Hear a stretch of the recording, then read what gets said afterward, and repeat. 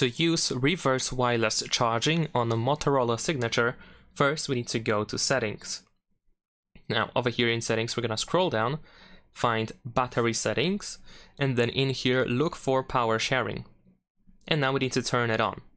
There we go. Now once it is enabled, we should be able to place our Motorola on a flat surface, just like that. So the back is visible in here. And now, in order to start charging another device, you need to simply place it over here in the middle.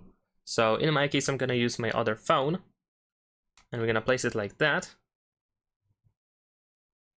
And there we go, we are charging wirelessly. Now, of course, in order to charge other devices like that, you need to make sure that the other device actually supports wireless charging. If it doesn't, then it won't work.